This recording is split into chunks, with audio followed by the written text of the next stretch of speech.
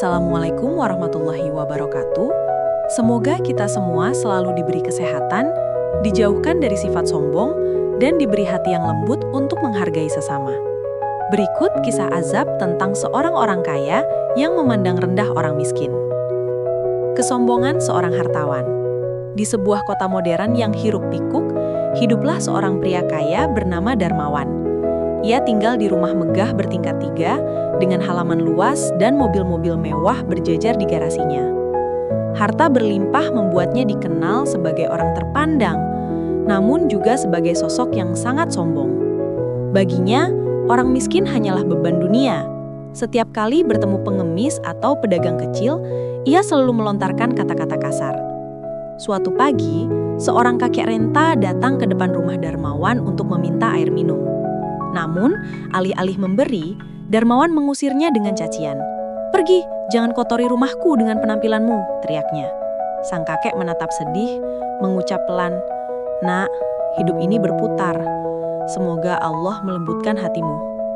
Namun Darmawan hanya tertawa sinis, sama sekali tak merasa bersalah. Ia tak tahu bahwa kata-kata sang kakek adalah awal dari sesuatu yang jauh lebih besar, sebuah peringatan yang tidak dapat ia hindari.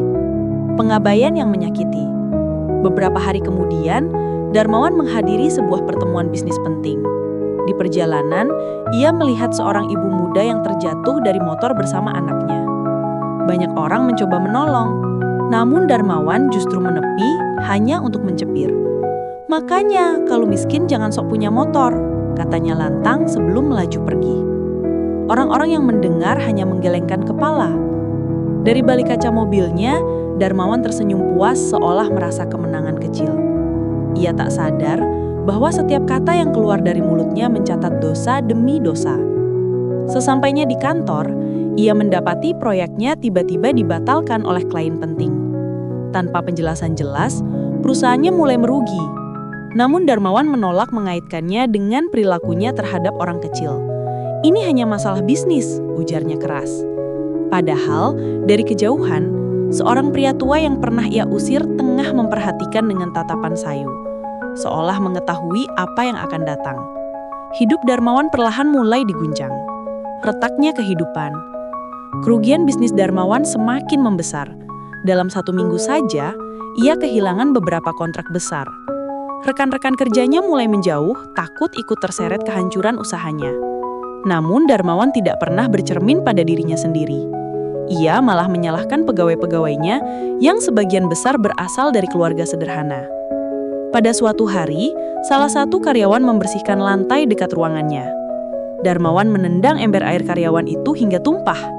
"Dasar miskin, kerja pun tak becus," hardiknya. Karyawan itu menunduk, menahan air mata. "Tuan, saya hanya mencoba melakukan yang terbaik." Namun Darmawan sama sekali tak peduli. Kesombongannya semakin menebal. Malam itu, badai besar datang menghantam kota. Salah satu gudang usahanya terkena petir dan terbakar habis. Kerugian miliaran rupiah. Ia terdiam, untuk pertama kalinya merasakan ketakutan. Tetapi hatinya masih menolak mengakui bahwa semua ini adalah teguran. Azab yang mengintai. Sejak kebakaran gudang, hidup Darmawan semakin kacau. Bank mulai menagih hutang, investor menarik dana, dan keluarganya merasa tertekan. Namun satu hal yang paling membuatnya resah adalah mimpi buruk yang datang tiap malam. Dalam mimpi itu, ia selalu melihat sosok-sosok miskin yang ia hina menatapnya dengan wajah kecewa. Suara kakek tua yang pernah ia usir bergema di telinganya. "Nak, hidup ini berputar." Darmawan terbangun dengan keringat dingin, namun segera mengabaikannya. "Hanya mimpi," teriaknya, mencoba menepis rasa takut. Hingga suatu hari, ia pergi ke pasar untuk mencari bahan baku langsung karena perusahaannya tak mampu lagi membayar distributor. Di sana, ia melihat para pedagang kecil saling membantu satu sama lain. Ketika ia berusaha membeli secara paksa dengan nada tinggi, para pedagang menolak. "Maaf Pak, kami tak melayani orang yang melecehkan kami," ucap seorang pedagang tua. Darmawan terkejut. Untuk pertama kalinya ia merasa tidak berkuasa.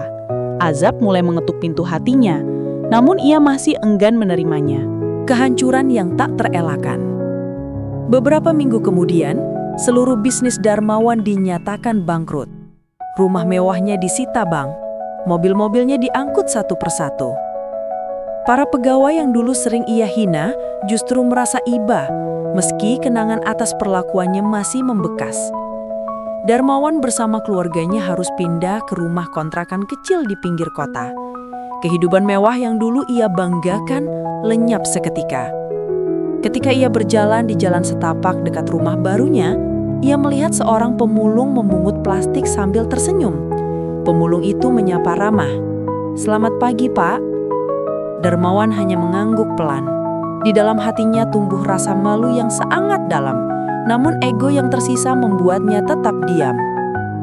Malam hari, mimpi buruknya kembali hadir. Kali ini lebih jelas. Ia melihat dirinya dikelilingi orang-orang miskin yang pernah ia hina. Mereka tidak menyiksanya, tetapi menatapnya dengan rasa iba. Ketika terbangun, hatinya bergetar, namun belum juga luluh. Kesadaran yang menyakitkan. Suatu pagi, hujan deras mengguyur kota. Darmawan bergegas keluar untuk membeli obat untuk anaknya yang sakit. Di tengah perjalanan, ia terpeleset dan jatuh di jalan berlumpur. Orang-orang hanya melihat sekilas tanpa menolong, karena mereka mengira ia sekadar orang biasa. Saat itulah seorang kakek renta berpayung lusuh datang menghampiri.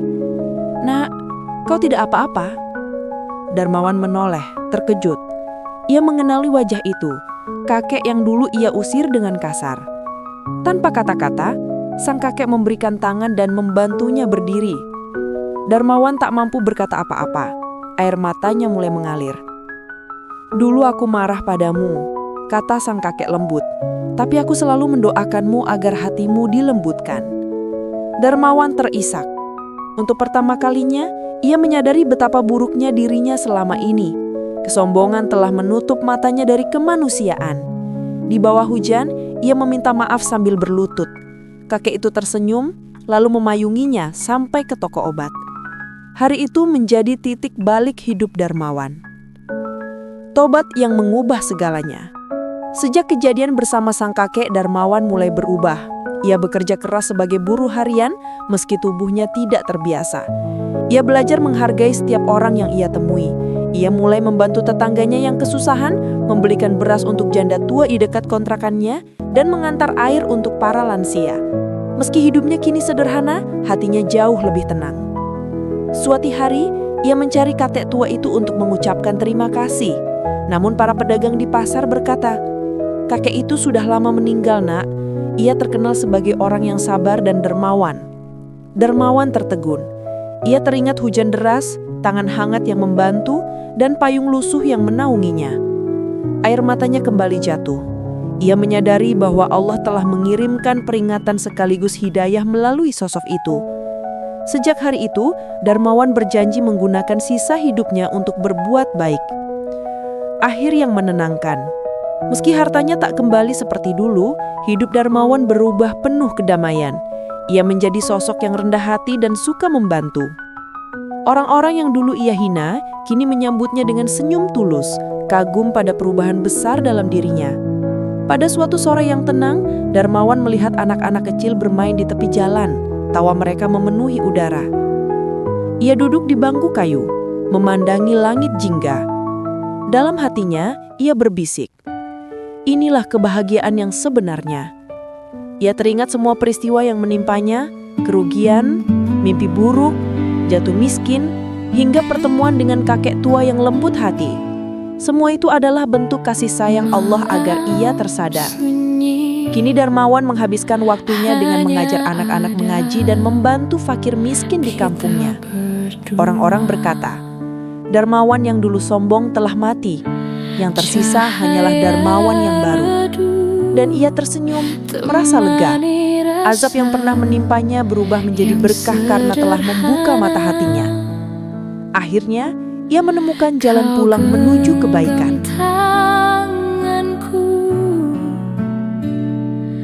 Hapus